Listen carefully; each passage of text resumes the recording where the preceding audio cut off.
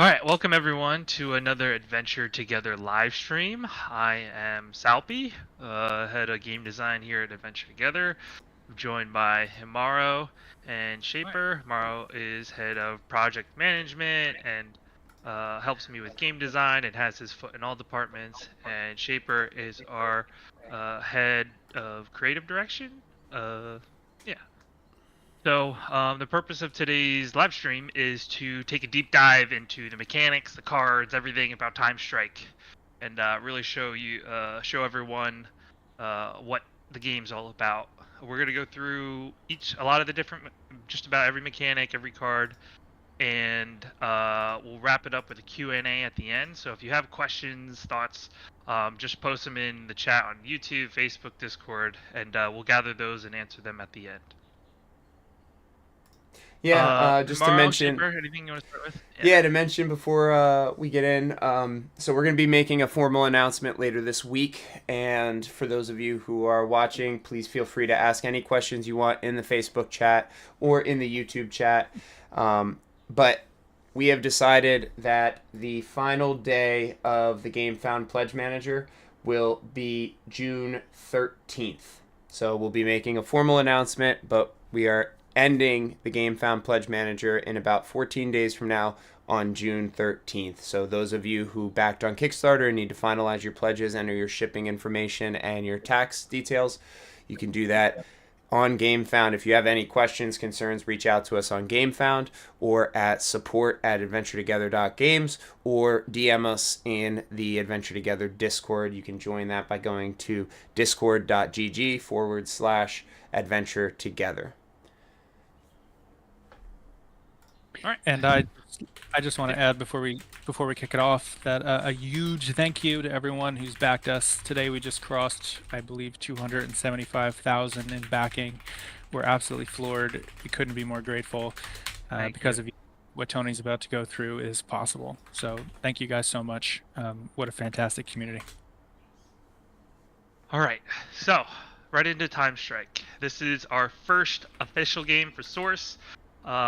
And one of our goals with TimeStrike is to really showcase all the different things you could do with Source while also building a game that features a lot of things that we've all wanted to play ourselves over the years.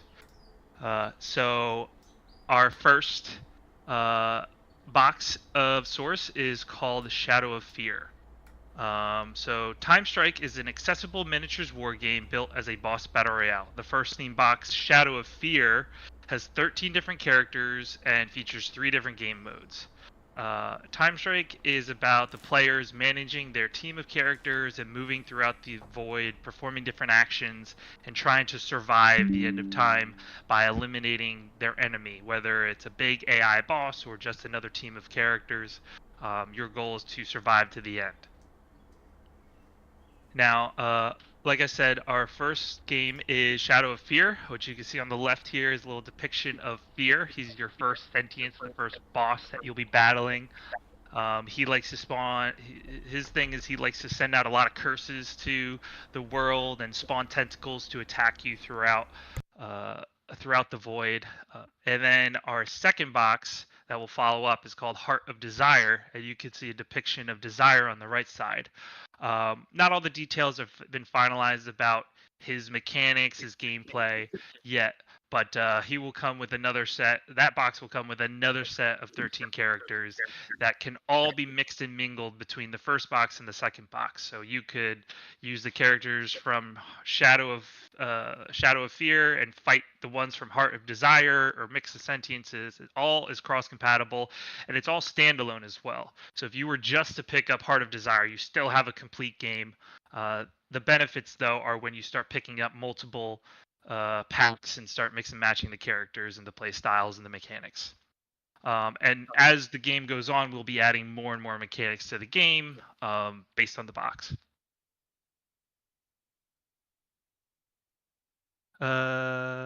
So we have a lot of unique mechanics in the game. Like I said, Source, we were trying to show, one of the goals was to showcase a lot of what you could do with Source. So this is just a little clip of placing a road and building a wall. So all of our Source hexes are non-interlocking, so it's very easy to place them down, pick them up.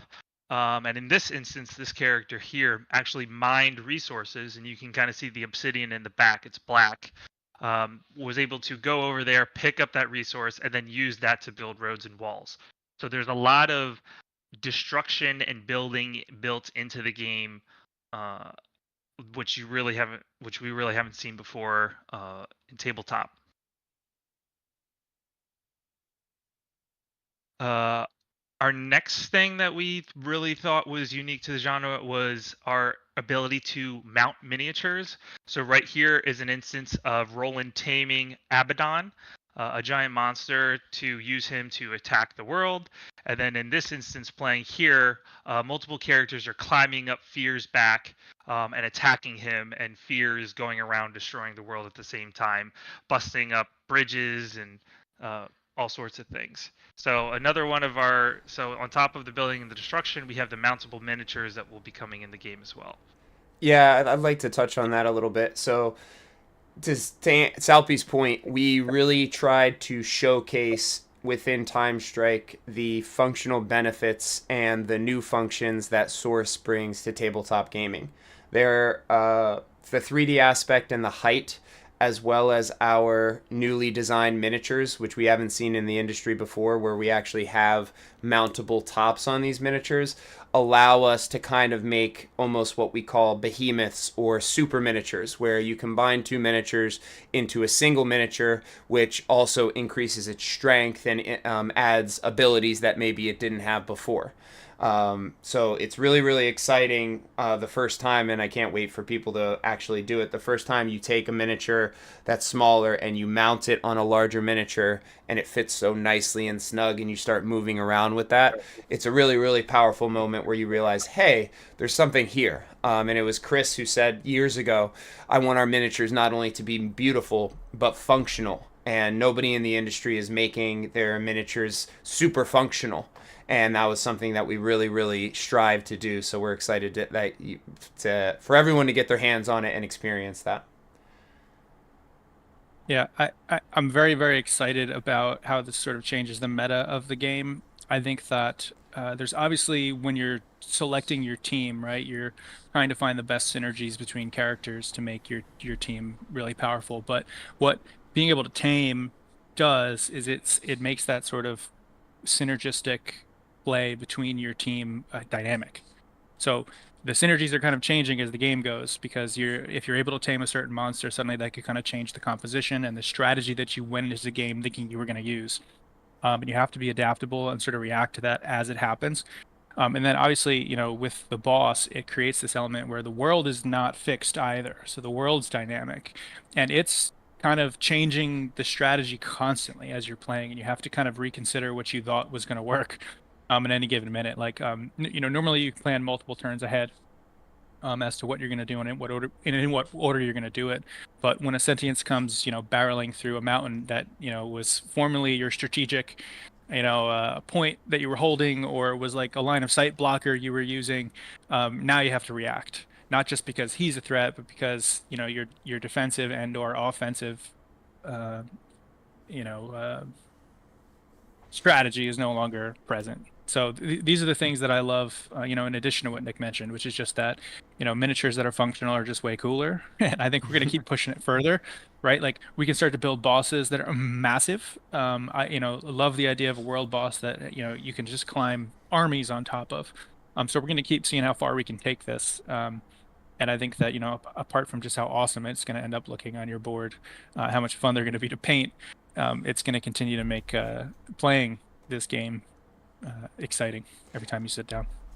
Yeah, and one last thing I'll add to that is, because, like we talked about the monster taming, but most of the time when you're actually moving around on characters, it's going to be climbing the sentience, which you can use to get height advantage, attack from its back. But one of the unique things that happens is that you may have started your team in a corner, and you send one of your characters to climb on the sentience because you can get loot up there and you could deal some damage and maybe strengthen your character. And then all of a sudden, the next turn, the sentience moves to the other side of the map. So you're getting transported around on this giant boss, and kind of having to react to this dynamic creature just blowing up the map, moving you around, moving other people around. It's really something unique. All right. And I'll move to the next one. So, the last unique part about TimeStrike is its scalability. So the way it was built, it encompasses the ability to have multiple, not multiple, but different player counts, different time lengths of the game, so that you can play the way you want. So TimeStrike is laid out to have specific characters, and you can draw a team of characters to then fight against each other. So you could do a 1v1 where you have a team of 3 characters and you're fighting your friend who has a team of 3 characters. In this picture here, during one of our demos, we did 2 teams of 3, and then every person just picked one character and they went onto a team. So that same scenario where you did 1v1, you could automatically adapt it into a 3v3.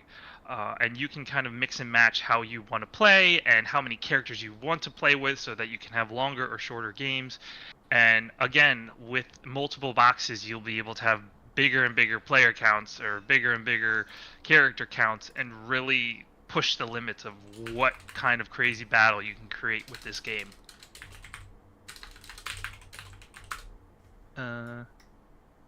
Okay. So, TimeStrike is coming with 3 game modes. The first one is our flagship mode. It is the Boss Battle Royale. This features every aspect of all the mechanics that we built, and it will put you and your team of characters, or specifically survivors, that you'll be drawing from, and we'll go over the different character roles in a minute. But you'll be drawing from the survivors and creating a team with those survivors and dropping into the void. Your goal then is to defeat the giant fear AI, who will have monsters under its control and will be spawning tentacles to fight you, as well as defeat any other teams that are playing. So if you did a free-for-all of 3 people and each of you had your own team, not only would you have to work together to destroy fear, you'd also then have to turn on each other and defeat each other to become the victor. So the goal of the game changes as you move through it, because if you let fear go around for too long, he might destroy you all. We also have a unique mechanic called the myth system, which is specific to the Boss Battle Royale mode, in which whoever gets knocked out, or anyone that gets knocked out before the boss dies, then becomes the boss. So they can take their revenge on the people that knocked them out, and maybe try to, and then their goal is to defeat everyone. So if Himaro, Shaper, and myself are playing and I got knocked out, my goal would then to be knock both of them out, so that I can win as Fear, or essentially, we all, the board wins as Fear. So that's our flagship mode that encompasses all the different things and aspects of the game. And what's the exact win condition, Salpy? Can you go over the exact win condition for people? Sure. You have to defeat all of the AI and all of the other player teams. So it's just strictly an elimination-based game. Soft elimination because of that myth system, really, because even if you knock a player out, they still play. And the reason in the beginning, when we started developing TimeStrike, and we were like, okay, we know we want this to be some sort of combat-based game, and we were circling around the idea of a battle royale, and now it's become what we call a boss battle royale, because there's this new aspect that we haven't really seen in too many battle royale games, of a giant boss kind of moving on its own to some extent and malignantly terrorizing the world and changing the landscape. We were like, well, we don't want people to get knocked out and then be done playing. Nobody likes that, when somebody gets knocked out and then you look over and your buddy's on his phone because he's like, well, I'm done for the night. This is how we solve that and allowed people to remain involved and remain, what's the word I'm looking for? Remain interested And especially me individually, I love to get revenge on everybody. So if I'm knocked out early, I'm like, well, your mistake, I'm coming after you. And I will literally focus the guy who knocked me out or whoever it was that knocked me out. I'll go right after that team. And I'll start trying to make it harder for them to be successful. So there adds this level of politics almost and this management of how fast you want to knock people off. You could either knock them out really, really fast and say, okay, I'll just deal with you as fear, or you could say, hey, let's weaken fear first before we start the combat. You know, I'll be good to you. You don't take any pop shots at me, and we'll see where this goes from there. I always like that about the game, that it's kind of, it could go a myriad of different ways really, really quickly, based on how everybody's feeling that night, whether they're hyper aggressive or they want to play more of a tech strategic style where they're slowly scaling their team until they're ready to engage in combat. Yeah, I think maybe the word you're looking for there is engaged, right? Every player is engaged throughout the duration of the experience, and that's super important. I think that's, the sign of a great game is when you can ensure and find a way to make sure that every player that's there at that table on every turn, whether it's your turn or another player's turn, is engaged. Yep. You're immersed in the experience. It's not enough for it to be fun. It's got to be fun even when it's not your turn.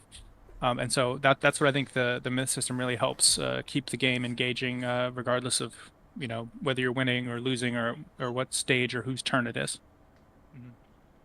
Yeah, and it's actually what I've found when I've played with it is that when you have that boss element there, and let's say you have a head-to-head and you're kind of falling behind, you could almost use the boss in your own way to help gain some ground back. Because if you say fall behind, let's say you lose a character or two early on your team, you can say, well, I'm just basically going to team up with the boss and come after you, because now you have to take me out and the boss. And if you take me out, I just become the boss. So there's it adds a little backup plan of like, all right, it didn't go the way I planned, so now I'm going to revert to the second strategy of working with the AI to hopefully knock out the opponent, but I still have to keep in mind I still have to knock out this AI. So I'm playing like this little balancing act throughout the game. And you said something really, really important to me there, which was it didn't go as planned. Playing in the void of TimeStrike hardly ever goes as planned, and I think that's what really lends itself to the storytelling capabilities of TimeStrike. Source is kind of your first layer. It's almost like blockchain in my mind, right? Source is kind of your first layer, and then you add these experiences on top of it. And because Source creates such an immersive experience where you're really seeing the characters move across the board, you're seeing them climb mountains, go through waterfalls, traverse rivers, build roads. The next step is, okay, provide characters that are also as immersive. And in TimeStrike, we have extensive lore behind all of our characters. So as you're going through and you're traveling and you're like, oh, I have this really, really good strategy. I'm going to get up on the mountain with one of my archers and I'm going to pop shot him from above. And then fear comes over and knocks the mountain over and your archer goes, I'm falling, and smashes to the ground. And now your archer doesn't have that advantage, so you need to pivot. I find that to be really, really exciting because I always remember the last time I played TimeStrike. I always remembered the games that I've played with Chris and Tony even 3-4 years ago. And my memory is terrible. And I remember these moments where Chris took this character that is not even released to you guys yet called the He Kind, and he went and he hit me for a 36. And I was like, wait, what happened? So there's these moments where they just stick in your mind forever. And that can't happen anymore. That's been play tested. But those are the moments that I'll always remember. So I always find it really, really fun to go back and look at and remember these stories that have been created in the void, while just being immersed in this experience with my friends. I think the word that comes to mind when I think about how your plans don't pan out, that kind of like describes what it's like, or it describes sort of what's happening to you. But I think the experience we wanted there for players was for them to have to adapt. We optimized for you to have to adapt constantly. You can go in with a strategy, but you're going to be forced to adapt constantly throughout the game. And for me, that's it's just a really fun challenge, and it keeps me engaged in the game because I have to constantly be re-strategizing, which is it's something I enjoy about life as well. It's really unpredictable, and you can have the best laid plans, and then boom, everything changes on you, and you have to adapt. So I think that's something that's fundamental about this game is that you're going to have to approach it and be prepared to adapt your strategy. You don't just get to stick to your guns and keep trying the same thing over and over again. And if you're unwilling to adapt, the game will punish you. And I think that's probably one of my favorite aspects of playing it. Yeah. I think it also adds to the replayability. You're not going to go in and be able to do the same strategy every time, even if you pick the same characters and the same team every time. You're going to be able to really have a different experience. Even if you pick the same characters and you go in with the same strategy, it's never going to be the same because the board is the whole world is very dynamic. It's ever changing. It's all over the place. So I just find that to be really, really, really fun. Okay, well, to continue on, our second mode is a boss raid, so that's specifically you and your friends team up against the boss. In which case, again, you will pick from the group of survivors, which I'll dive into what survivors are and what sentience is and all the different roles in a minute. And you could do that mode for 2 to 8 characters. So if you just wanted to play on your own, you could say, I'm going to play with 3, 4, 5 characters. Or I'm just going to play with 2 characters and my buddy's coming over and he's going to play with 2 characters. Or you want to do 1 and 1. That mode also scales as well. So that you can play against just an AI and work together. And probably the most fun part about that mode is that as your team, you all play simultaneously. So whereas a normal take turn in a war game, it's like, oh, you go with this character, then I go, then you go, then I go. When you're working together as a team, it's like, oh, well, let me try to use this ability, and then you can come in with this ability, then you could do this action, and then I can finish with an attack if this doesn't work. And you can kind of plan out these things and work together simultaneously, which is a lot of fun. The last mode is the skirmish mode, which is working off of a point system where you will say, all right, we're going to play 400 point teams. And you can look through all the characters and say, all right, I'm going to grab this one for 300, this one for 100, or this one for 300, and these 2 for 50s. And we'll dive into that in a minute. But there is just an all-out battle skirmish mode built into the game as well. And those are our 3 modes. So, what do the character cards look like? So on the left is the back of the card. It says, the first thing you'll see is the artwork. We have beautiful artwork for all of our characters. We have deep story for all of our characters. We have a ton of lore written for the worlds that they came from, how they interacted with the other characters, and who they are. Which who they are and how they look really has driven a lot of the skills and the way they play in the game. So that was kind of the way we built everything. Was the way they played was built off of the way they looked and the lore behind them. So, for instance, Roland, at the bottom right of the back, you could say he is a survivor. So that is a specific role. Survivors can be drawn in the boss battle royale mode and the boss raid to be played specifically for those role. How am I saying this? You can only draw survivors for those first 2 modes. And in the skirmish mode, survivors always cost 100 each. And if you look at their main card, the face of the card, that is a double layer cardboard indented card. So all these little cubes and things and little spots that kind of look like they're slots will have spots for you to place cubes that will actually fit in there snugly. And that way, if you bump the card, pick up the card, stuff isn't shifting around. It's just laid in there. And to go over the face of the card real quick, on the left side you have another picture of the character with his name and a model of the miniature. And you'll see a little red dot where basically their vision point is. So as long as their vision point can see who they're attacking, they can target that unit if they have the range. You'll see some other stats up there. On the top left, you'll see survivor. That's their role. You'll see how many units this character has. So certain characters have multiple units. Some have 1. You have their height and their energy. Their energy is how many actions they can perform on a turn. So TimeStrike has a lot more than just attacking and defending. We have a lot of like RPG elements like fishing, mining, contesting that we'll go into in a minute. You have their health bar next to those, and then down the middle is a lot of the stats. So you have their move stat, their range, their attack, their defense, and these are all based off of dice. The attack and defense are based off of dice rolls, and then the move is based off of hexes, and so is the range. So if I had a move of 6, I could move 6 hexes. But there are different rules for if you're moving while you're in water, while you're swimming, or if you are trying to move up a mountainside. Those numbers will change. And there's different types of movement as well. Some characters fly, some characters swim, some characters burrow. So we'll go into some of that in a bit. Next to those stats, you'll see awakenings, buffs, and curses, and there's a column for each of them. So buffs and curses are things that can affect your character during the game, either through skills, gameplay items, all sorts of things that will change those stats until they are removed or added. So if I got the move buff, I would just count across and say I have 6 plus 1 for my move buff, 7. So these are small ways you'll be incrementing your character. Or if someone attacked me and gave me the move curse, I would then have 6 minus 2, so I'd be down to 4. So it'd be in my interest to get rid of that.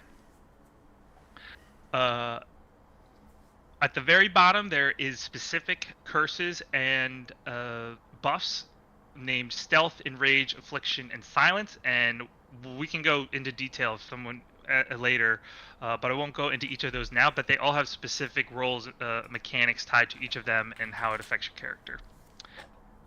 The first lane, the first column where it says Awakenings, is a unique trait to survivors, where they will have to complete certain trials to unlock these permanent stat upgrades throughout the game. So there is an experience building element that you have to complete specific things for specific characters to unlock these traits, and we'll go into trials later. The last and probably the most important part is on the right side. You have that skill sheet. This is all the skills that you'll be able to you'll have access to throughout the game, and there's 4 types. There's abilities that you can cast. There's attacks, which anytime you attack, you can just supplement it with a attack type skill. There's defense types abilities, which is the same thing. If you're having to defend, you could just say, I'm using my defense skill.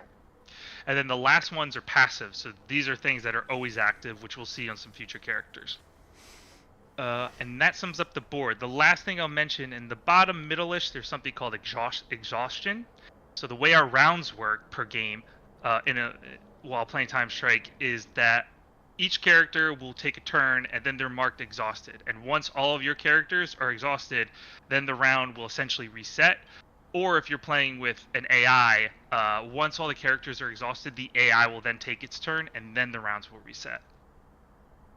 And then I'd like to move on to talking about the roles and the characters. Chris or Nick, do you have anything to add there about the card? There was a comment in YouTube saying the skirmish mode sounds neat. I don't think we've talked about any kind of a point system for the units before, so I don't know if you're planning on going into the point system now or later, but just pointing that out. I can go into it on this next slide because we're going to show some more points. Sure. So let's dive right into that. So talking about roles. So I talked about survivors. There's also the Sentience, which you see on the left. He's a 300-point character you can draw. He's fun because he is a giant monster, and people can climb on his back during the game while you're controlling him, and he'll be spawning these tentacles throughout the game. So he's scaled to be as strong as 3 survivors. Then you have Abaddon, which is a brute. Abaddon is one of those monsters that you can mount. So let's say I drew, and he's basically equivalent to a survivor. The difference is that he gets his stats initially. He doesn't have those awakenings, but a character who can get those awakenings will end up stronger over the life of the game. Brutes just are a bit stronger out of the gate, and they're a bit beefier. They're more defensive. They have higher health. But you can always choose to mount. Let's say I chose Roland, the character I just showed before, and Abaddon. I could either play them as separate characters, or I could put them together and play them in one turn, and that's called a behemoth. And there's one special mechanic that goes along behemoth, where if the brute defends an attack coming towards itself and its rider, if it blocks it, its rider doesn't have to roll defense. It's completely safe. So there's just one mechanic. So that's just your one kind of like stronger piece of being mounted is you're a little bit tankier. However, they can deal double damage to you if they get through. Because if they attack Abaddon, they essentially are attacking me at the same time. The last one at the top is Magi. He's a beast. So beasts, when you tame them, they are attached like a multi-unit character. So if I had Mara the Meek and I had Magi, I could run them around independently. There's no mounting. They have their own cards, but they play at the same time. So a beast is attached to a character. You can also choose in the skirmish mode to play that character separately or keep them connected. And the reason we kind of there is a future thing which I'll talk about a bit, which are called armies. Armies are going to be more of our multi-unit characters, like much higher character counts, and the idea behind them is that when you draw an army, you can use your points to draw as many units for that army as you want. So if I had, and I don't have any cards to show for it yet, but we have play tested it. It's with armies and how they have their own styling of how they work. But essentially, if I drew an army card, let's say of the Mystics, and it's 50 points, it'll say 50 points plus 25 per character. So that means if I wanted to draw, 4 characters, or sorry, it's 50 points for the card and the first character, and then 25 per additional character. So if I wanted to draw 3 characters, that would be 100. If I wanted to draw 6 characters on that one, that would be a 200 point character. Which we really haven't shown off yet, but this is kind of the reason why we moved to a point system, because we have these future plans for bigger battles with a lot more like units that have lower health pools. Yeah, and the 3 roles we show here, Sentience, Brute, and Beast, whenever you play the Boss Battle Royale or the Boss Raid mode, these are your AI. They will always be the AI. The Beast and the Brute can be tamed, the Sentience has to be killed. But you could also just defeat the Beast and the Brute. And there was a question in YouTube that we addressed in YouTube, but I wanted to bring it to the attention of everyone who's watching. If you could just go back one slide, Salpy, real quick. Mm-hmm. So when you're starting the game and you draft your team, you're actually going to be placing the cubes in the character card slots to start. And then as you gain awakenings, buffs, and curses, you'll be removing them to reveal the values. It's not you're filling them in as you gain them. So as you gain them, you're removing the cubes, and if you lose them, you're adding the cubes back to hide those values. So I just wanted to clarify that. Yep, I have a picture in I think right at the end, a slide where it shows a character card full of cubes. Essentially, you start completely filled, and then you'll be revealing your new stats. So you're not seeing all these numbers up front, you're just seeing cubes, and then you'll see the stat numbers pop up as you move forward throughout the game. Yep. Okay. Let's go into characters.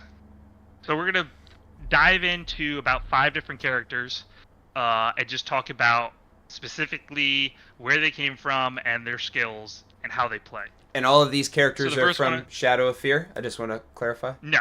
Okay. And I'll go over which ones are from Shadow of Fear and which ones are previews of new characters. Awesome. For Heart of Desire. So the first one is Mara the Meek. You can see her role is kind of like an ice mage. But the world she comes from, the Meek, we have 4 different races right now. We have the Meek, the Fallen, the She-Kind, and the Lamplighters. And they all kind of have an overarching play style that accompanies them, which I'll go into right now. So the Meek tend to work more intuitively with buffs and curses, so they're sometimes get more rewards for being buffed and get hit harder when being cursed. So if you look at her stats, her range and her attack curse are both -2, but her defense buff is +2 and her in range is +2. So it's something that you need to just play around, and certain characters that have those curses will want to target people that are weaker against curses like this, but also she'll look for things to help maintain her buffs on her, because without them she'll become weaker.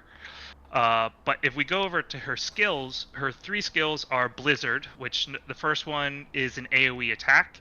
So she can drop AoE attack targeting. She has to target a unit, and she has to pick a hex under that unit, because some of the units are multi-hex, and then it'll hit everyone in that shape that's depicted there. Now, the interesting thing about TimeStrike is there's friendly fire, there's self-damage. It's very, I would say, realistic in that way, where we don't kind of say, oh, you can't hit your allies. So if she blizzards right on someone in front of her, she's technically engaged. So she's just calling down a rain of ice on herself, on her friends, on her enemies. Whoever's in that area will get attacked. So placement and placement of characters is really important when you're trying to perform certain actions. Her next ability is Frost Nova, which essentially she can dish out the move curse to those who are engaged with her, and also get away without getting hit. So we have a mechanic in our game called Cheap Shot, which essentially when you try to leave a battle just by moving away, they can roll a die and see if they can get a free cheap shot on you, which is a free damage. This Frost Nova essentially would, if you think of it from a thematic point of view, would freeze them in place. It gives them the move curse and allows her to get out of there without being attacked because, they're stuck in place. But they're not stuck. They just get the move curse. The last one is Ice Barrier. So this one is when she defends an attack from an engaged unit. So it can't be a ranged shot. It has to be an engaged unit. She can roll a lucky block to block an additional hit and give the attacker the move curse. And this is a good point to talk about lucky rolls. So on our dice, we have combat dice, which are 6-sided die. There's 3 attacks and 2 defense. Of the attack and defense, there's 1 lucky in each of those. So there's 1 of the 3 attacks is lucky, and then 1 of the 2 defense is lucky. And a lot of our skills and trials, which you'll see in the future, will trigger these things when you get those lucky hits in, or lucky blocks in. And in this instance, he's looking for lucky blocks.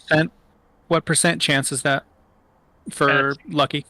It's a 16.6 repeating chance of rolling a lucky block or rolling a lucky hit when you are going after that.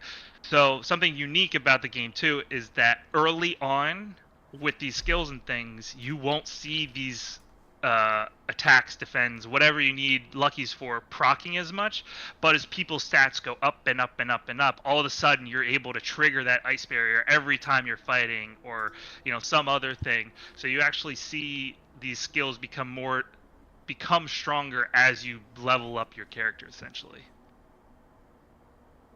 I just clicked. Okay, the next one we'll talk about Gula. So Gula is from the Fallen universe, and specifically, if I talk about the Fallen, there's kind of like, can you actually explain the overarching idea behind the Fallen Shaper real quick? Basically about the 2 different sides. Sure. So the Fallen takes place in an alternate Earth universe where the Battle of Armageddon took place and the forces of Hell won. So there is always going to be the sinful, and there's going to be the sort of holy or heretics who are kind of trying to fight back against those forces. The human population is down to about 11% left on the face of the earth. Most of them are living underground.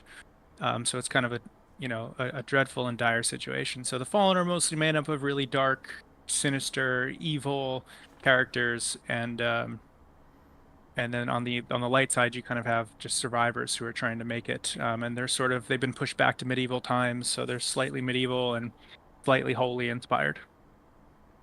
Thank you. And so that goes into the overarching mechanics between what we'll call the sinful and the heretics. So within the Fallen universe, they like to play with curses. That's like the main theme behind the Fallen. And specifically, the sinful Fallen will sometimes prefer to be cursed. So if you look at Gula's card in her curses column, you'll see it. If she gets the move curse or the attack curse, she actually increases her damage or increases her move. Some of the curses still affect her negatively, but throughout the different characters, they'll have different curses that they actually prefer to have, which is kind of their overarching mechanic. And then Gula specifically, if you can look at her, she's a glutton. So her whole kit is based around self-healing, keeping herself alive with her healing because her defense isn't going to be great. So if you look at her first skill, Devour, up on the top right, she needs to roll a lucky hit while attacking to regain a health. Simple.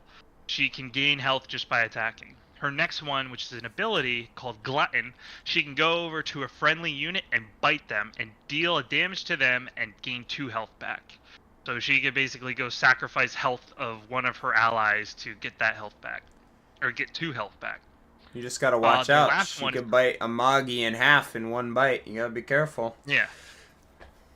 The last one is called Corpse Feast.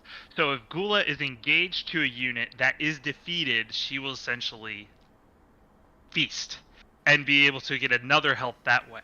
So she primarily will be strongest when the armies come out, really, because she'll be looking for those quick heals by knocking out those 1 health units and things.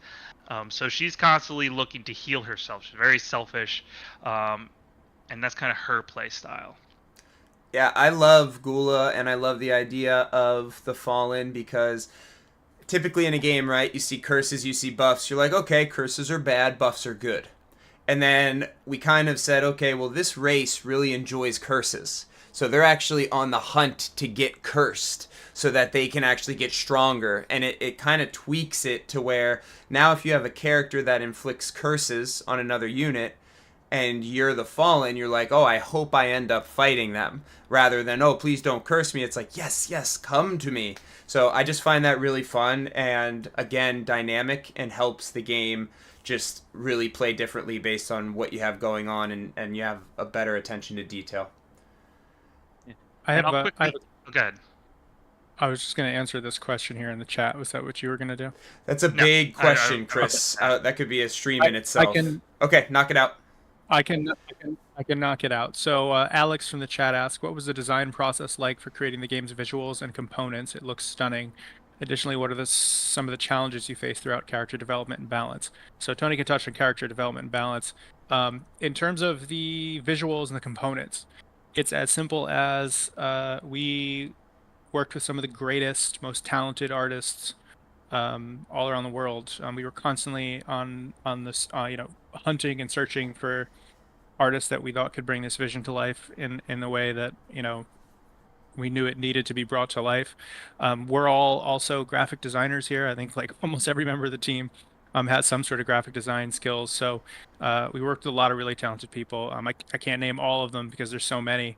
But we put a lot of emphasis on that because we love great visuals and we wanted this to feel alive when you played it.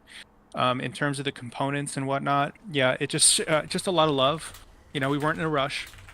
We took our time. We worked with great people, and then it was all informed by storytelling. That was another really important piece of this, is that we didn't do anything just based on what looked cool. We wanted to make sure that everything had a really deep story behind it, and that makes the creative process so much smoother and so much more exciting and so much more inspiring. And just to give a little bit of insight from the inside, each of us, every time we developed a character, whoever was responsible for that race, so I did the Lamplighters, Shaper did the Fallen, Salpy did the Meek, and Hannah, who's not here tonight, did the She Kind. We actually had like a 10 to 12 page PowerPoint deck that had inspirations that we were pulling from the story that we saw behind these characters.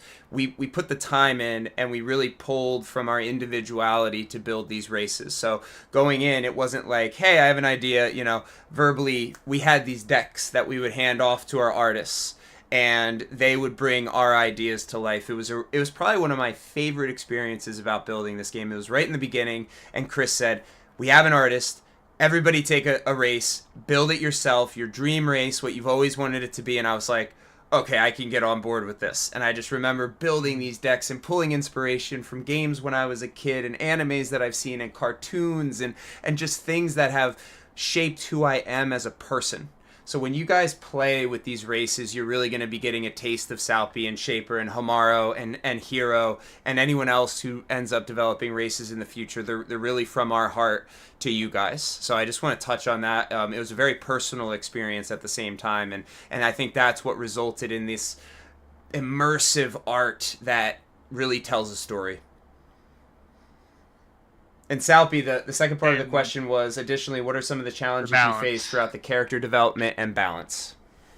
Yeah, so the balance has definitely been tough, but we've had a multitude of calculators over. I've been just building our own internal calculators of like how much is this stat worth versus this stat.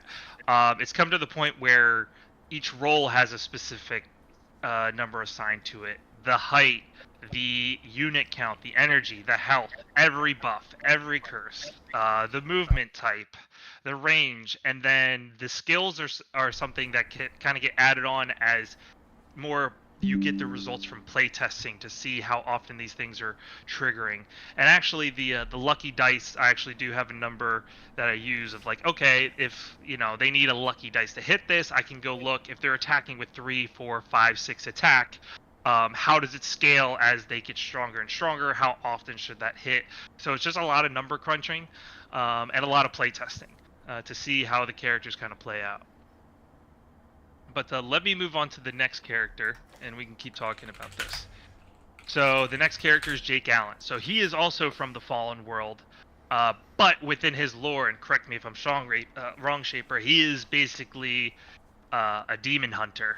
He actually has an advantage over all these characters that like to be cursed. And that's what the heretics role is they look for units that have curses and kind of take advantage of them. So you kind of have the heretics and the sinful kind of playing against each other like that. And we'll go through his skills real quick to talk about his playstyle. So his first skill is a lucky block. Is called Enchanted Armor. So while he's defending any attack, he's able to block an additional hit if he gets that lucky hit. If the attacker is engaged with him and Jake Allen completely blocks the attack, he can give out the attack curse. So he can basically break their weapon on his armor because he blocked the whole thing.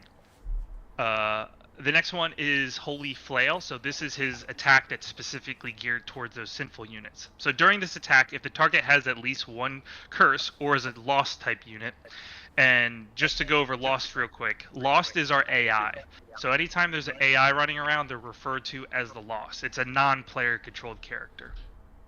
So as far as player-to-player combat, if the unit has a curse and he rolls a lucky hit, he will add 1 extra to his attack. So if he finds Gula with the attack curse, he's like, good, I get a lucky hit, I can get that extra damage in, and also the last part of the skill is he can then cleanse a curse off that target.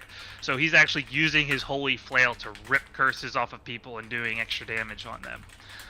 We had skills before where it was more name-based, so it was like Holy Flail will deal increased damage to a character if it is both fallen and sinful.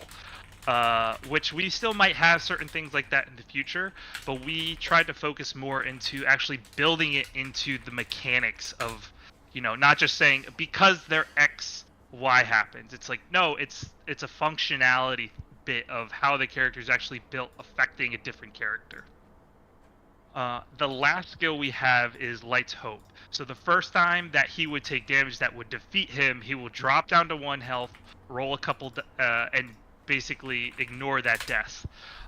He's going to roll a couple dice and see if he can heal back a little bit more. If he's lucky, he has to roll a lucky block for each of those heals. But essentially, if he gets hit, he's got that last chance of, I got 1 health, maybe a couple more if I roll really lucky to continue on. So he's our tank that just looks for cursed units to attack. Jake is really fun to play. And it's really great when you're like, oh, they drafted a sinful. I'm going to grab Jake and I'm going to hunt that sinful down. And he's got his double mace flails. And you could just imagine him swinging them on their heads. Oh, I love it. Yeah, so you're going to see Gula, who's attacking Jake, trying to heal herself by eating, him and her allies. And then you have Jake coming in with the Holy Flail, trying to destroy her because she's got curses on her because she likes curses. And just to add on one more other thing, which we can show the Sentience card at the end, but Fear's card, technically where Fear originates from, the big Sentience, he is a fallen sinful. So his gameplay mechanics are, all of his curses are beneficial, and he will move around the board spawning tentacles, cursing everyone in the vicinity, including itself. So it will go around buffing itself throughout the game and also trying to curse everyone. So he actually synergizes pretty well with other fallen sinful, even if they're not on the same team, because he might be facing Gula, who is attacking him, and give Gula the attack curse, which she loves. So it's not necessarily like, oh, because it's on my team it works. It's baked into the mechanics of why this lore makes sense and how these characters interact with each other. I also just want to add here that in the world of the fallen, you saw that there was the sinful, but here Jake's listed as a heretic. I think it's an important distinction because he's not all good. I think that there's going to be some gray areas in the world of the fallen, and he's one of my favorite characters for that reason. That he toes the line quite a bit to fight against evil. And I just dropped something fun for you guys watching here in Discord, so enjoy. Okay.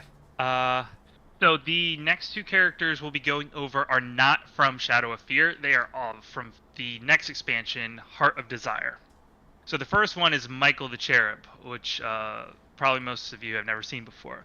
So the overarching mechanics behind the Lamplighter race, and Nick, if you want to give Himaro, you want to give a spiel real quick, just talking about the Lamplighters? Yeah, so the Lamplighters were my race to design, and they have a really, really cool backstory. So they live in the universe of Gildan, and Gildan is made up of two planes. The upper plane is called Lucerna, and that's where the Lamplighters, which are kind of like your bright and rainbow type environment, your more holy side, and then you have the universe of Caligo below that, and that's kind of enshrouded in darkness. And on both sides of the Lamplighters, you have a set of lamps that bring balance to the universe, containing two different types of fire. You have the Amaterasu and the fire of Lucerna. One of them is kind of bright and almost like Aurora Borealis, and the other one is very dark and almost purple and ominous. So these lamps were crafted in the universe by another character who I don't think you'll see here tonight, Lampros. He's the crafter of the lamps, and he is the one who kind of maintains balance in this universe. And between the two realms, they are trying to capture all of the lamps so that they can kind of swing the favor in their advantage. And there's a lot of stuff that happens in between that, but that's the overarching theme of the Lamplighters. Thank you. So in that idea, you have the kind of the holy and the shadow, and the idea behind their mechanics is the holy are going to focus on healing. So if you'll see here, and we can run through his abilities real quick. His first ability is called Fountain of Youth. And using his defense stat, Michael targets a unit and rolls. For every defense die rolled, that target will heal for 1. So the Lamplighters on the holy side are much more focused, will have a lot of like healing built in different ways. Not always as direct as just like a straight heal, but there will be fun mechanics built into how they work. For instance, Flamaven, who's a giant phoenix, will fly over the battlefield, and if she activates a certain ability, she'll heal units that kind of fall through her holy flame. His next ability is Saving Grace, so target a friendly unit and move them adjacent to Michael. So this is a great way to be like, oh, I gotta get you out of here. Like, Sphere is about to do a big AoE, or, you've been encircled by the enemy team, so I can pull you out. He's very much a support character. And then the last skill he has is called Milo's Assistance. So Milo is the little cat you can see next to him. Yes. The little white cat.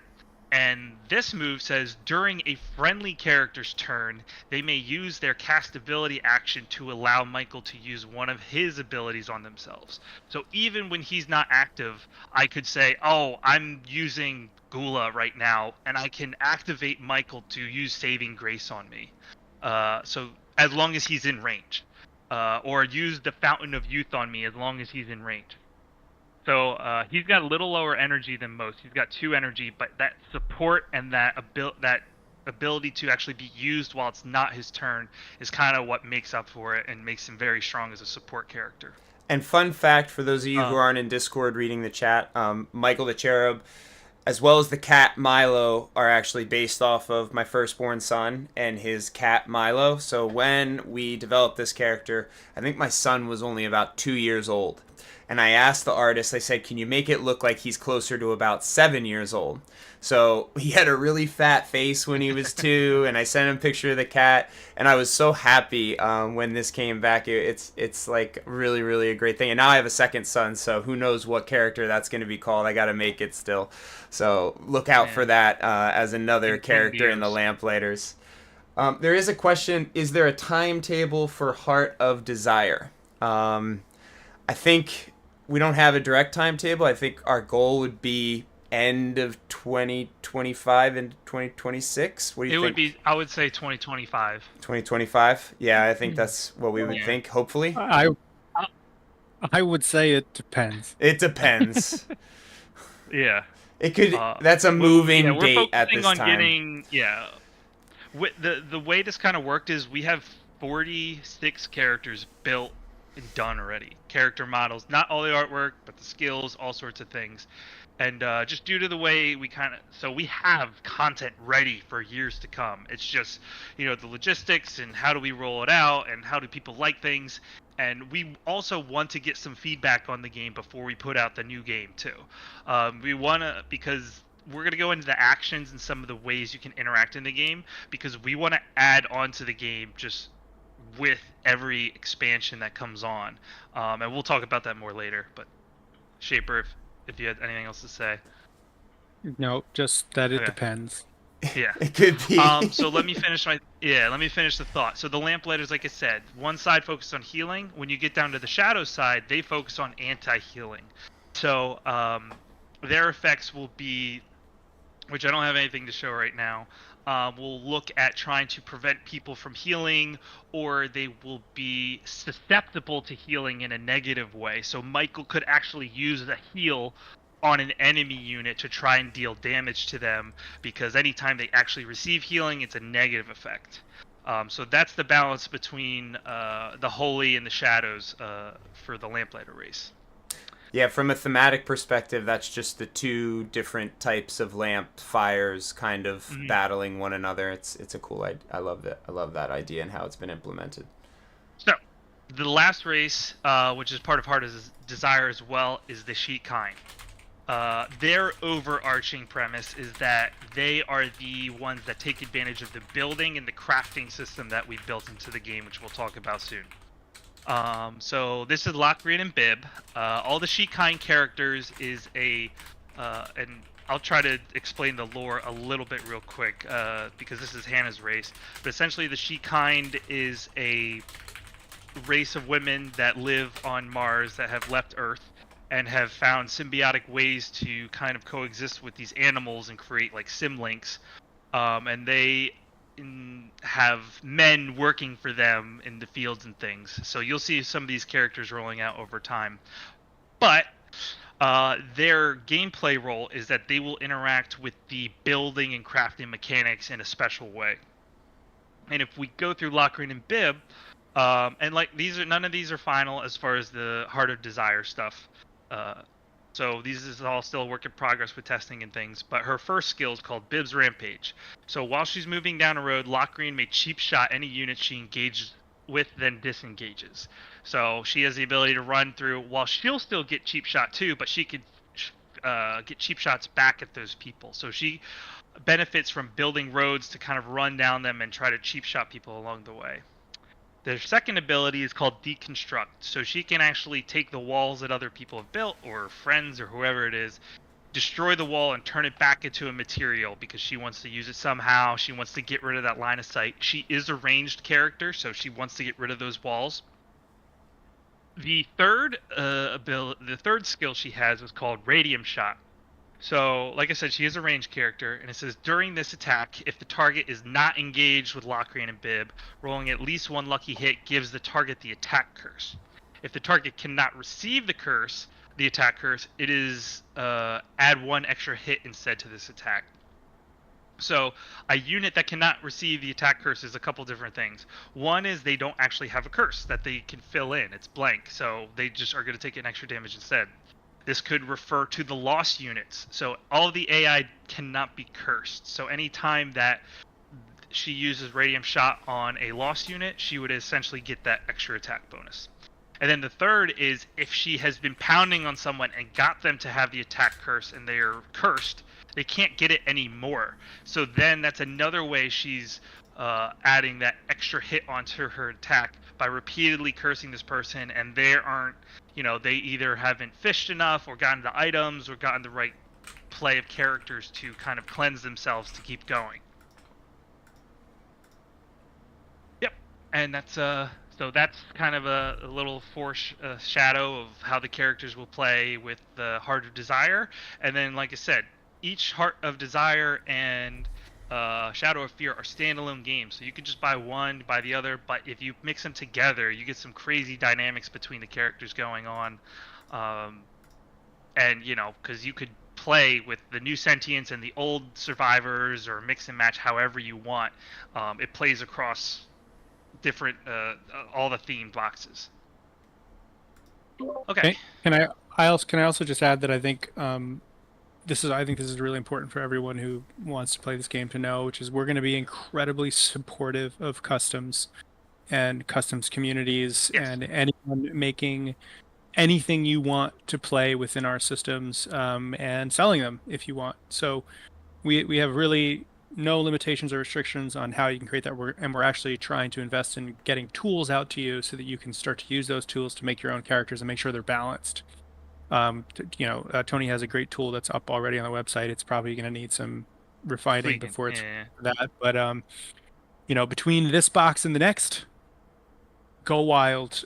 We'd love to see what you guys come up with in your own characters, and we're going to be super supportive of that.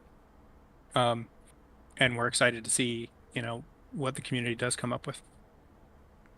And one extra thing, just a tease I'll talk about, and this is something that we've discussed for a while. There isn't any concrete plans in it yet, but there will be another race, which I'll call for now the Void Walkers, which we'd like to get the community involved in tournaments and things, and then the winners of those tournaments may be able to make those characters of that race, and it'll be a whole kind of build on to see it's a way to get the community involved in tournaments and games and stuff, and also for us to have build you some of these characters for memories of the big tournaments won or whatever else.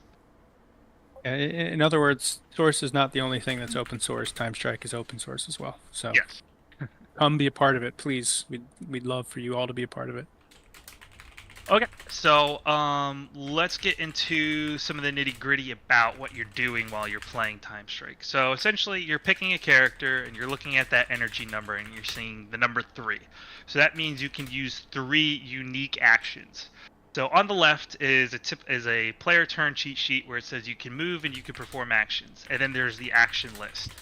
So when you're playing, you can go fishing, you can go mining, you can climb the sentience, you could tame a monster, you could cast an ability, you could attack, you could trade, and you could contest. And I'll dive into some of these real quick. So fishing is a simple mechanic of sitting next to water, rolling a dice, and seeing if you successfully caught a fish. Contest is a unique mechanic in which 2 units can fight for position. So if my character is on a lower point, your character is on a higher point, I can contest you to either push your character 1 hex in any direction or swap positions with your character. And there's a couple numbers that come into play when you're doing that. One is health. So for every health that you have, you're going to add to your d20 roll. And for every hex higher, you're going to add to your d20 roll. So positioning and healthy characters will play into this, because in our game we do take advantage. We do have height advantage, which you can use to just have bigger attacks. There's something in the game called jump attacks for our melee characters. Fighting for position is super important, and trying to stay high and keep your characters healthy will help with that. But like I said, when you're playing through your character, the actions are unique. So you can't just go, I'm going to fish 3 times, I'm going to mine 3 times, I'm going to climb the sentience 1, 2, or I'm going to attack someone 3 times. You have to think about it. You have to look at the board and say, all right, how can I do 3 different actions on this board and end up where I want to and get the most out of it? So I might start near water, and I'll fish. I'll see if I can get a fish, and then I'll walk by a obsidian on the ground, and I'll say, oh, I'll mine that, as my second action, and then you'll end up next to a tentacle, and you'll say, okay, I'll try to kill this tentacle, so then I can get an item, and it's safer in this area because there's not going to be a tentacle to attack me. So that would be like a really, really good turn. If you got a fish, you picked up some material, and then you defeated a tentacle.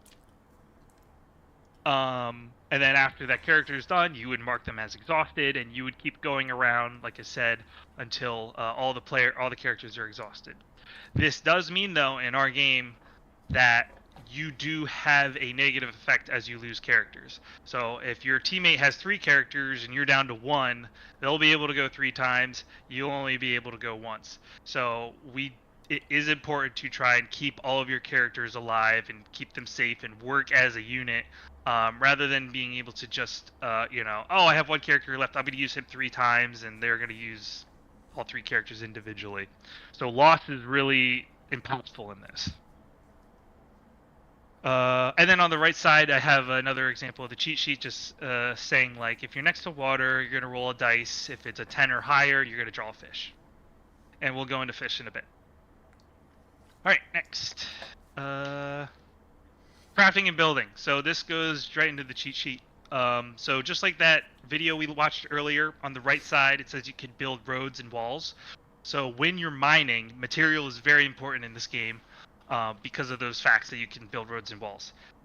So roads, sorry, something in my eye. Roads you can lay down from wherever your character is, just in a line, or as long as they're connected. And if you're on a road existing, you can just build off of that road. So there will be very long roads, possibly, more and more ways to get around as time goes on. Pending there isn't a sentience that sits on it and destroys it all, or people throwing bombs and blowing it up.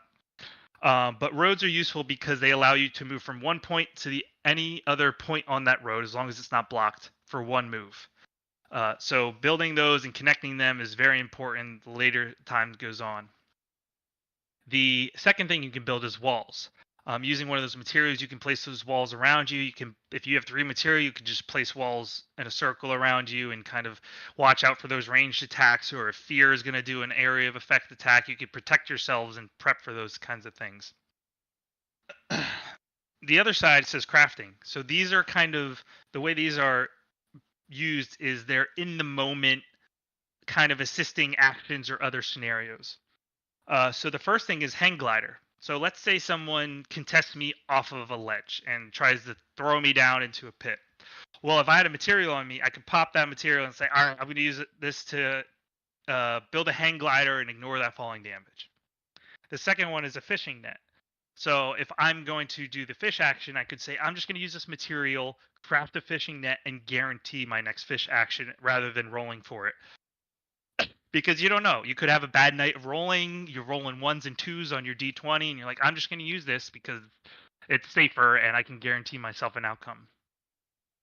The last one is the monster trap.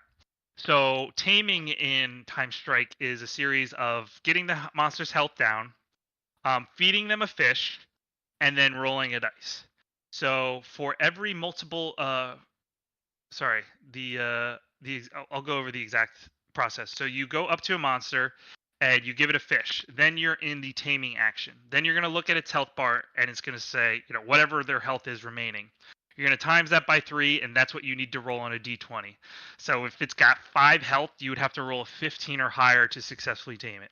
If it's got 1 health left, you only need a 3. So getting them closer to low health is important, or just safer for you to tame them. If you fail to tame them, they will deal a damage back to you. Just a free cheap shot against you. You can use a monster trap to ignore that and say, hey, I'm going to roll for it, but I'm going to use this just so I don't get a free damage, done back to me, essentially. But the last part is, if you successfully tame them, they'll also regain 2 health.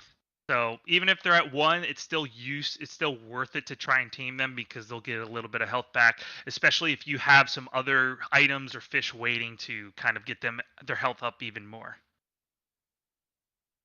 So that's building and crafting.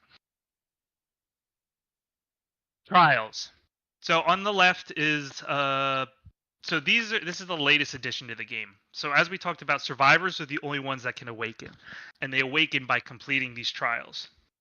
So on the left is Ghoulish Trials, and it shows you what you need to do to unlock each stat. So her first one says when a contest roll, she can awaken the move stat. Regain 1 health with Devour, which is that skill where if she deals damage or if she attacks someone and rolls that lucky hit, if she does in fact regain 1 health, she'll unlock her attack stat. The last one she needs is the regain 1 health with Corpse Feast. So that means that a unit she's engaged with has to die and she has to heal 1, and then she can get that defense stat. In that case, if she completes all 3 of those trials, she's fully awakened. And on the right side, I have the example of Mara's. She has to hit a target with her Frost Nova. She has to have at least 2 units in the Blizzard's AoE while she's attacking. And like I said, we attack friendly units and ourselves if we're in the attack. So if she's doing a head-to-head, and there's only 1 unit, and she's like, I have to get this unlocked, she could just throw herself in there and do a Blizzard on herself and her target, and it's going to unlock that stat.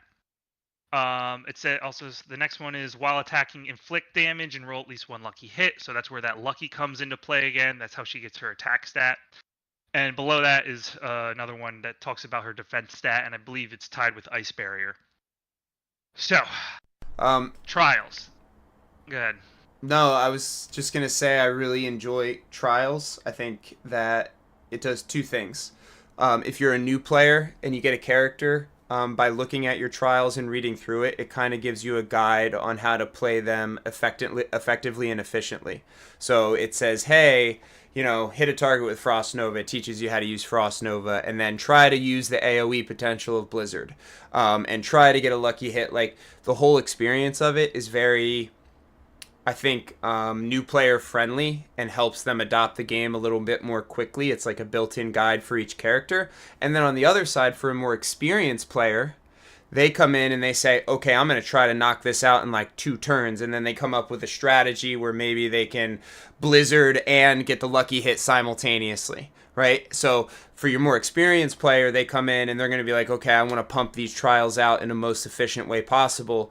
And then on a new player side, they're sitting there like, okay, this holds my hand as I learn the character. So I think the trials were a really, really great addition, something that I really, really enjoy and make the game give you some direction with your characters that you can really use throughout the game, and especially, like I said, as a new player. Thank you. So, talking about trials, talking about crafting, talking about building. These are just starting points. As we get through different games as we move forward with the TimeStrike franchise and the different boxes and things, these can be manipulated, these can be changed, these can be updated. So for instance, if I go back to the crafting and building, we plan on having new things to build and new things to craft with Heart of Desire. We've talked about some wild things, we haven't play tested things yet, but I always like to say I want to build a cannon, or something, I can launch bombs or something like that, or I want to use a material to build extra armor, or who knows. These are systems that are built so that they can be added onto over time and just create. And a lot of this will be driven by what the community wants. Like we're gonna have TimeStrike feedback, and they're gonna say, "Oh, well, I wish I played it this way, and I wish I could craft this. I wish I could build this." And it's gonna be fun, kind of discovering what fits in our world, what fits in the game, and what everyone comes up with to just add on continually. And the TimeStrike rulebook will constantly be evolving and upgrading and just making a more expansive game. And then the same thing with the trials.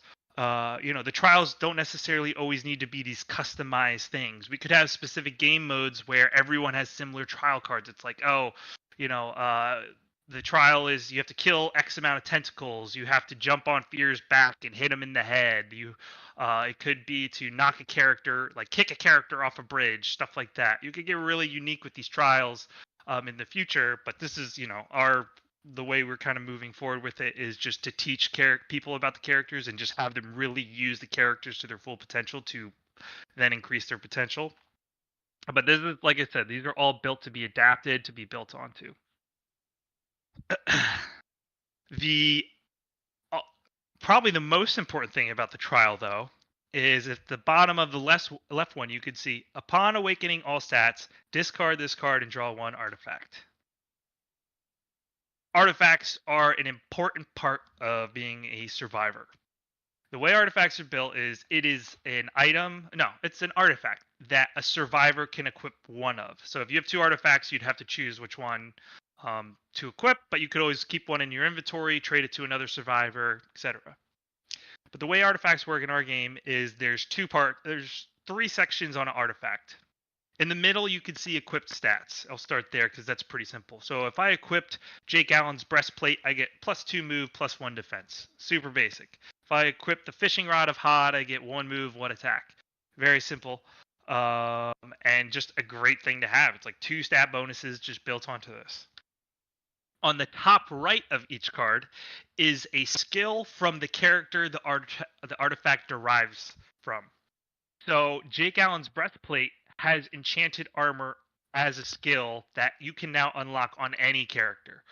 So if I'm Gula and I'm fighting Jake Allen who's got enchanted armor, if I had this artifact, I would also have that skill to use myself. So artifacts have created this interesting way to basically, in a small way, mix skills of characters and see how they affect each other. And like you see at the top right, we didn't go over Hod, but he's an excellent fisherman. And if you get his fishing rod, then this unit only needs to roll a 6 or higher to successfully complete the fish action and may use the fish action while occupying a water tile. So you get his artifact, you get a little piece of him, a little bit of his strength, and mix it into your set of skills. Yeah, artifacts. Artifacts are really fun. I think the thing that I liked the most was like having the artifact actually bring a piece of the other character with them. So like Salpy said, like if I'm Hod and I get Jake Allen's breastplate, all of a sudden you imagine this fisherman with this really jacked breastplate that's going to give him enchanted armor. And I think it's really cool that just as an artifact you can mix and match abilities from other characters to your existing characters. And what that allows you to do is find these really strong combinations where you're like, oh, this works really well with this individual. I didn't even think about that. And it'll just inherently and kind of organically happen as you're playing. Now, there is one more aspect to these, and it's when the character that the artifact belongs to equips it. So, for instance, Hod's fishing rod. If Hod equips it, he can now use the fish action twice on his turn. So, it's basically upgrading his strongest component, which is he's a master fisherman. Now he can fish twice. It keeps him alive. It keeps him buffed. It plays into his skills, which you haven't seen, but that's all that's his core is he's a fisherman, and it plays into his strength a lot. Another instance is Jake Allen's breastplate. If he equips it himself, every time he uses Holy Flail successfully, he can cleanse a curse off of himself.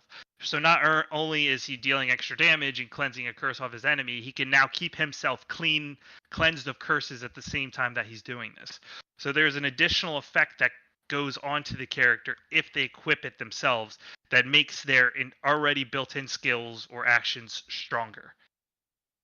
And the other one I'll talk about, which is a little bit cut off, but Roland. Roland is a character that jumps between stances. He has an attack stance and a defensive stance. And when he equips his gauntlets, jumping between those stances, he gets buffs every time he moves between them. So it encourages him to jump between the stances as often as possible because he will keep buffing himself as he does it. So artifacts, and another way to think about artifacts is, they change up the game so much for every box you get too. So all of a sudden you pick up Heart of Desire. Now you might get Michael the Cherub staff and equip it on Gula, and now she has a heal she can cast on her allies. So every time you get a new box, a new set of characters at these artifacts, it's creating these crazy new dynamics that could, make a character just completely feel completely different. And I'll Himaro Shaper, if there's anything else you want to add on to that. No, just that Gula with healing abilities seems broken. Won't know Well, until it we try depends it. if you're fighting someone who has an anti-healing ability or Of something like course, of course. that. No, I think the artifacts are just an incredible way to kind of diversify your strategies with characters that you like. We probably didn't cover it, but of course, if you defeat a character and they have an artifact and items on them, you get their stuff. So Mhm. let's say you are playing as Jake Allen and Gula does have your breastplate. That's just made Gula a big target for you because now you want to get your breastplate to equip it on the character who it belongs to and unlock this new ability. That's another way that these kind of become highly sought after throughout the course of a game is you might be seeking a particular artifact that works really well with your character or this particular synergy that you've built into your team. And when somebody else discovers it, through completing their trials, they've just made themselves a really big target for you. So I do love that aspect of this and how that, again, it just continues to add to the sort of meta of what you're thinking through and adapting as the game progresses.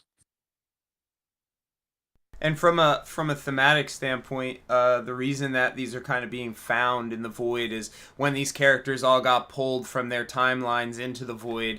You know, they dropped these and they got scattered all around the void. So you're digging them up out of the sand, and you're like, "Oh my gosh, look at this breastplate! I don't know who it belongs to, but I'm putting it on." Or look at these gauntlets that look like they could tear through metal. Like, really, really cool thematic style behind it, and I really like that you can only equip one of these to a character.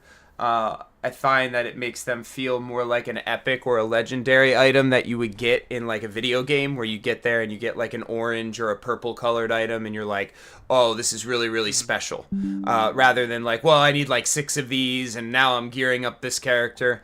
You just get one, and they're really, really unique, and they add a lot of flavor and again, replayability to the game. And to build on that, where he started talking about the lore a little bit, and I might have glossed over this earlier, the story behind the void essentially is why we have all these races and why there's a sentience is that these universes are colliding. You have the universe of the meek and the fallen and the lamplighters and the sheet kind, and they're colliding into what we call the void, which is this end of time. So the survivors, which is why they're called survivors, are the ones that make it through that collapse of their world and end up in the void. So that's why there's this mix match of characters. That's why there's items all over the place, and we're gonna go into items now and fish. And all of these things are from who knows what universes that have already collapsed and died and left their remains in the void. So there's a lot of things that will build onto and allow you to discover, and because it's kind of this graveyard of universes. Okay. Fish and items. So I talked about fishing. I said you go next to a body of water, you roll a d20 at 10 or higher, you draw a fish card. Why is that important? Fish are the probably the strongest survival element in the game. So they allow you to regain health. So at the top right, you can see the scaly fish. Regain 1 health on this unit. Very simple. The left top one, a little bit more rare type of fish, is called a sweet urchin. This allows you to regain a health and give it a buff, or give yourself a buff, or regain a health and remove a curse from yourself. So these are ways to kind of make sure your character stays healthy. Constantly fishing and having these stored away is a good way to stay alive. And there's other things you can find while you're fishing too. The others, the two listed below, are two example items. So one is the Hand of God. So when this unit would take any amount of damage, you can use this to prevent all of that damage. The other one is the rocket-powered skateboard.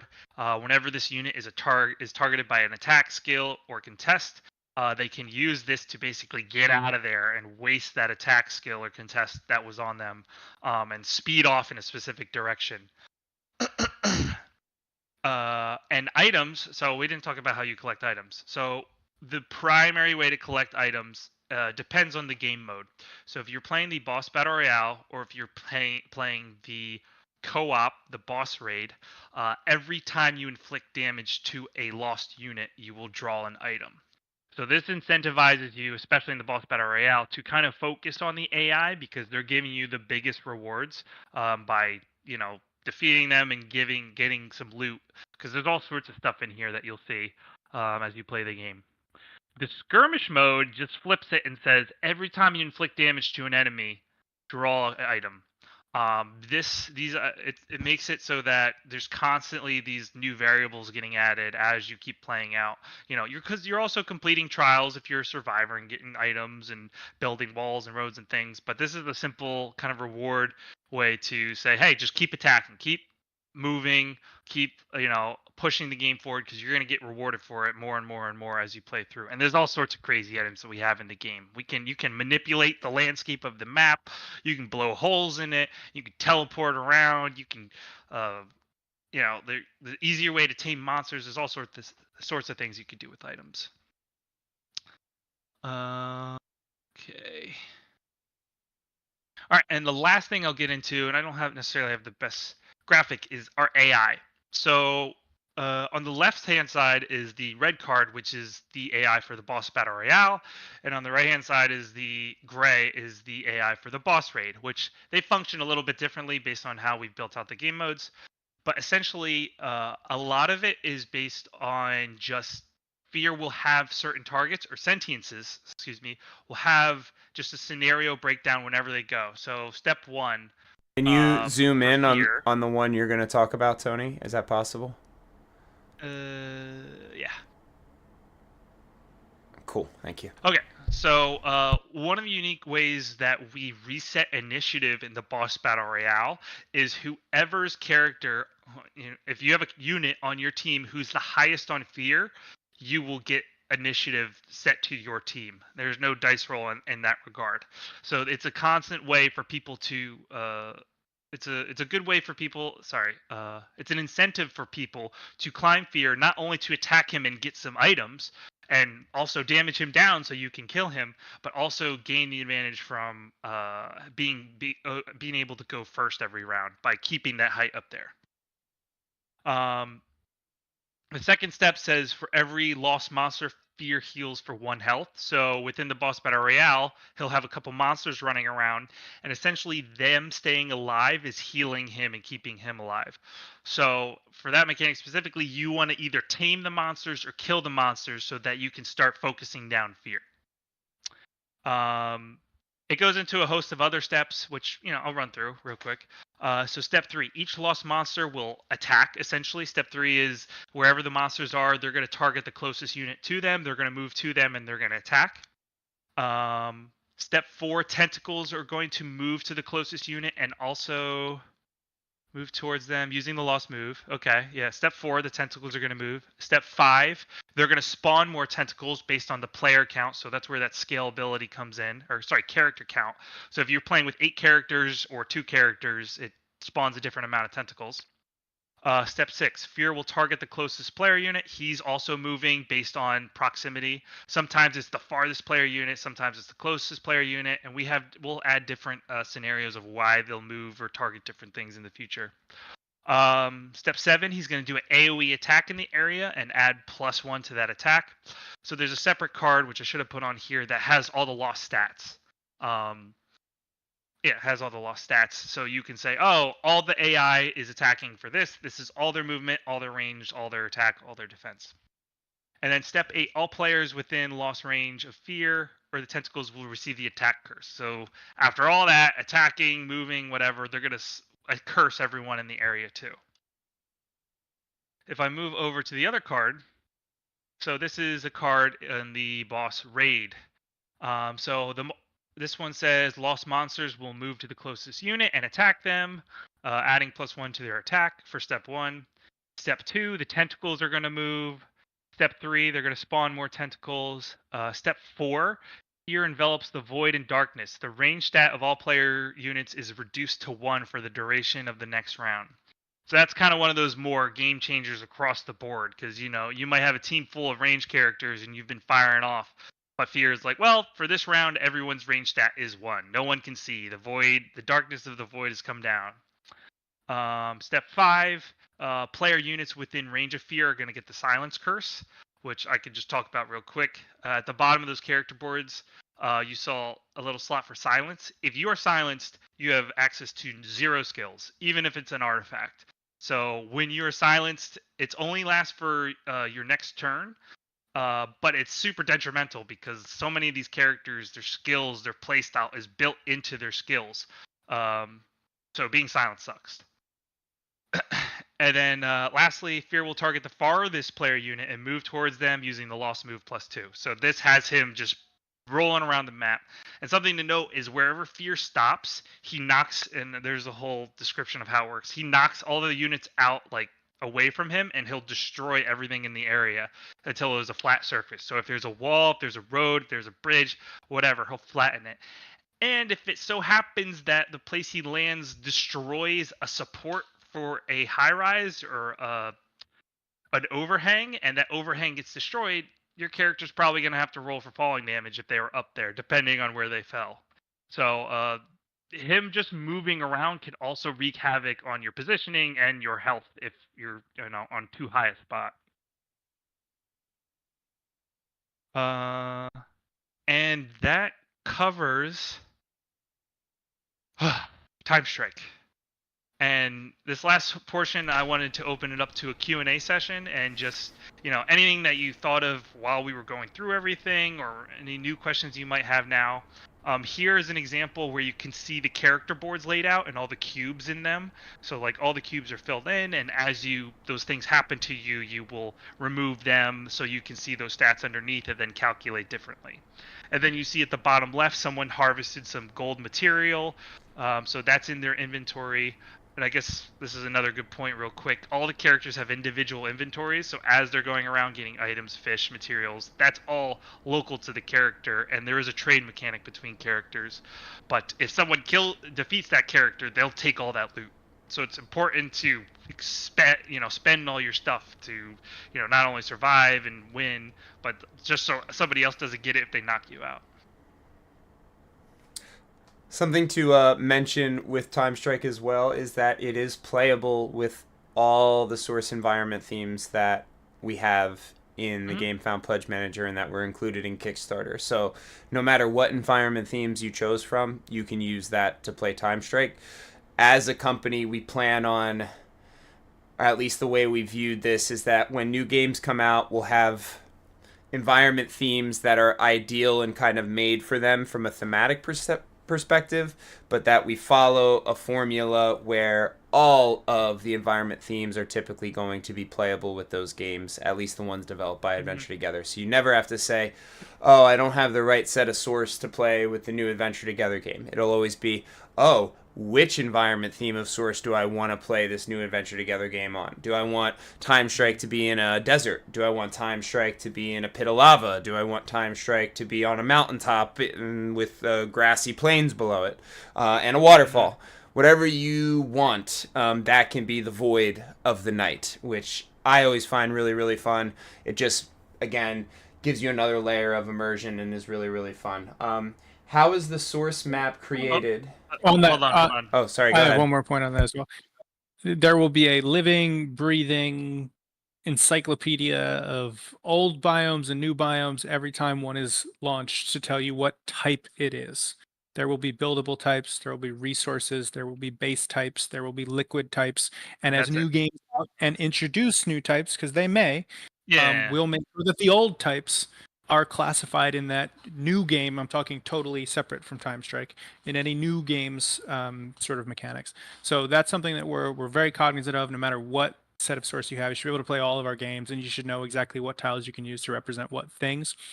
That was really important to us as we started to build out this, massive, scalable, open source, 3D modular world building type experience. Adjective. Yeah, lots of adjectives. We're on top of that, and we'll make sure it's readily accessible to you guys.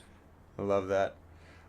2 questions from Patrick. How is the source map created when preparing to play TimeStrike? Does play scale based on the size of the map? It's scale. So 2 parts of that. One is, there's instructions on a small amount of requirements of what needs to be in the map. Specifically, it's really just material counts, which you can go above or below depending on the experience you want. But we do have recommendations of how many materials per character you should put in the game and how much water should be around. But it's really up to you to try and make those different experiences, because if you only have one water hex and it's in the dead center of the map and fear Fishing. starts on top of it, you could have a really interesting game, and Hod may not be the best choice of character for that kind of map. It would be called Battle of the Pond. Yeah, so we do have. Go ahead. I was just going to add that as well, if you just wanted to play a two-player game on a massive scaled map, there are mechanics that are in the game that don't penalize you from doing so. For instance, the road system enables you to very quickly move around a large map. So the idea was we wanted to build a game where you could scale it to any size and it still plays smoothly. And we've definitely achieved that through all sorts of different means, not to mention the item cards. There's a lot of item cards that have teleportation and whatnot. There's terraforming the map. So whether it's super small map or a super large map, no matter how many players you have, or players you don't have, the game will play. And it plays very smooth. Yep. The other question, is it a custom player built map every time, or are there some preset maps? So I just want to, I think the most important answer to this, the first thing I'll say is we're building a very, very awesome map building tool that'll be available for people to build their own maps and share them and build campaign maps and build maps that are for competitive play. It's going to be incredibly featureful, and we're super excited to share more about that when it's ready.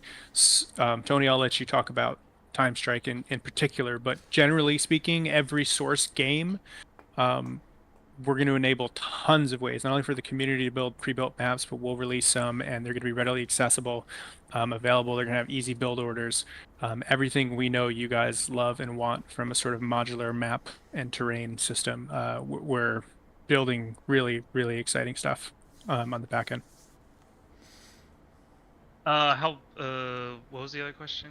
Oh, the Custom player built map terms of every time, TimeStrike. or are there some preset maps for TimeStrike? Yeah, we do not. I don't think we'll have any preset ones in the. We'll get some pictures in of some basic layouts that you could follow. Nothing like set in stone of like this water hex goes here, this goes here, but we'll have some pictures to help people, use their imagination. Because honestly, every time we get our hands on it, we're just like, oh well, I want water here, I want mountain here, I want this here.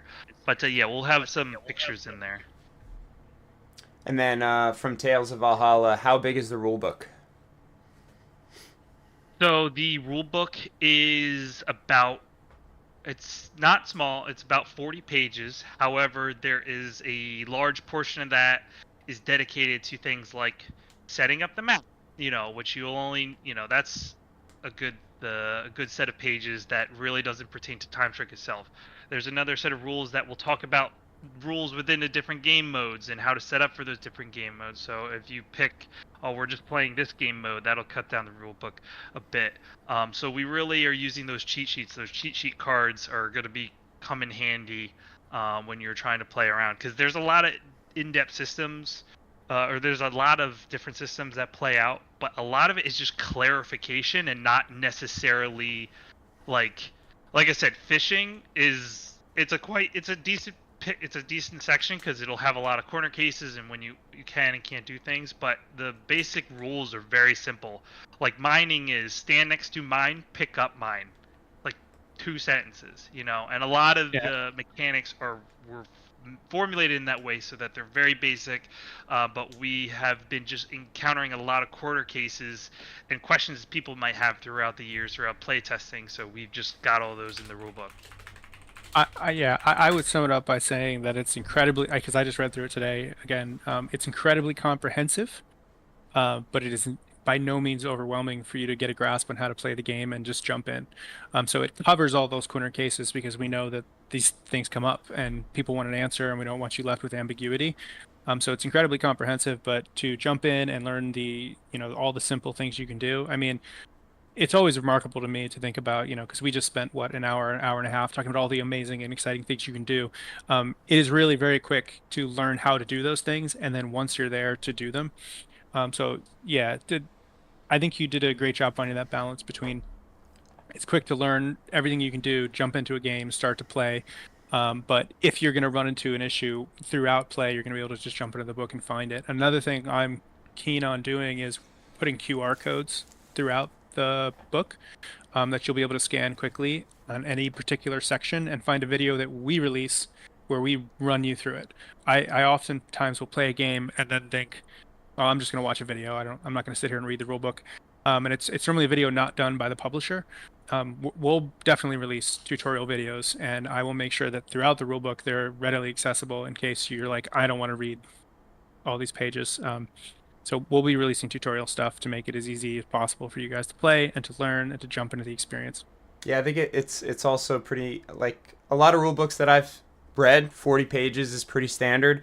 This also includes the rules for all 3 different play modes, so you're really getting 3 experiences in a 40-page rule book. And just to add additional flavor, the source system adds a lot of edge cases with your height, with your adjacency, all of that. So with the hundreds of times that we've play tested, we've identified edge case after edge case, and that's what Salpy was kind of talking about. We address just about every corner case that we've ever come across to have clarification. So when you're sitting there and you're like, well, your character is engaged with mine and he's trying to fish at the same time, can I do that? You go to the rule book and you find out, no, you can't fish while you're engaged. And, oh, am I engaged? Yes or no? Oh, well, it's based on the height, and everything kind of really, really gels well together after that. There's another question in YouTube. In terms of TimeStrike events or any organized play in the future, which game mode do we see happening with it, if it at all? So I guess what game modes would we do during TimeStrike events at the high level? Well, primarily to start would be the boss battle royale. That's our flagship mode where we think it shines the most. But we'll definitely be listening to the community if they say no. We want to skirmish. We want to have this. I want to play as Fear and attack people. We'll definitely listen to the community on that and see that. But for now, yeah, the boss battle royale will be the mode. Yeah, and organized play is something that we as a publisher are going to grow into. We've got a lot of learning about how to do that. We're super excited to do it, of course, and we plan to enable it in the future. But doing that and doing that at a large scale is something we're going to have to grow into, and we're excited with you guys to kind of learn how to master that as best we can. We try right now to show up at all the largest events that are around the world, and we're going to start probably as early as Spiel in October, putting on some form of organized play at our space there, and getting that started. In the future, we'll look into rolling this out into retail locations and working with retail partners, all the things you've come to expect from the industry. But we're going to grow into that. For now, if you're going to the biggest cons, you'll be able to find us there, and we'll have some form of organized play for you guys to come together and play TimeStrike. All right. I think that just about wraps up tonight's stream. Salpy, thank you for taking us through every single nook and cranny of TimeStrike. That was, even for me, that was like, I was like, oh, I forgot about that, or I learned something new. That was really, really, really good. I think the community's been itching for a deep dive into TimeStrike. I want to thank you, everyone, for stopping in tonight. A few reminders. GameFrown Pledge Manager closes June 13th. Get in there, finish your pledges, shipping, taxes. That way we make sure that we're getting Source and TimeStrike to you. We don't want anyone to miss out on that. We're sending out weekly reminders. We're sending out announcements. Please, please get in there. Also, Gen Con is coming up. Adventure Together will be there. We will be representing 3 indie developers, or 3 or 4, Chris. 3 independent developers who have been creating their own amazing games and experiences for Source. That we will be releasing more information on that in the coming weeks. We're getting those details all lined up and tied together. As soon as we have that done, though, we're going to be making an announcement where we'll be at Gen Con, what games will be being played, and what indie developers will be there. We're also going to have some sweet merch to give out like we did last year, so make sure to stop by and see us, but 100% we'll make more announcements on that in the coming weeks. We will be in the first exposure playtest hall. So if you are interested in playing any of those games, and the 3 games are going to be Exo Pirates, Incursion Event, and Tactex, make sure that you look into what First Exposure Playtest Hall is, first of all. And then the way it works is it's sort of a lottery system. So on any given day, you're going to show up with a ticket, provided you've gotten one of those tickets. And you are going and we'll release more information obviously on all our channels as we get closer to Gen Con. And then they're going to go ahead and they're going to throw up like, hey, we've got a game here. It's for this many players. It's this type of game. And if you're interested, you can go ahead and jump in on the game. So sometimes it might take you a few tries to land a spot at our table. But for those of you that know us, just come talk to us and we'll try and make it as easy as possible for you to get our game. We'll like give you the right words to look for and raise your ticket at the right time. But those are 2-hour playtest blocks, so you really get to come in. You probably get to play a few times, depending what game it is and what the length is. But we'll have all 3 of those games set up at our table, and we're really excited and looking forward to meeting you guys there and just nerding out and playing some Source games. All right. I'll add one last thing. For anyone who is watching this video later and you still have some additional questions about TimeStrike mechanics, anything that you saw tonight, just pop in the Discord. We have a TimeStrike Q&A or general channel. Just ask away. We're open books. So I would like to answer anything, any questions you might have and talk about the game as much as possible because we like talking about it. And I'll do my best to break this video into short clips that we can then push back out. So if you guys want to just in a particular area, I hope to be able to do that. And then there's some great AI tools out there. I can just get a transcript for those clips too, so you can read through that if you'd like and see what the key points are. Awesome. Well, thank you everyone for attending. It was really, really great. We had a great turnout tonight. We had quite a few viewers on YouTube and Discord and even on Facebook tonight. So we really appreciate it. We hope you enjoyed it. Again, if you have any questions, reach out to us on Discord and keep adventuring. I'm Hamaro. That's Salpy. That's Shaper. Have a great night.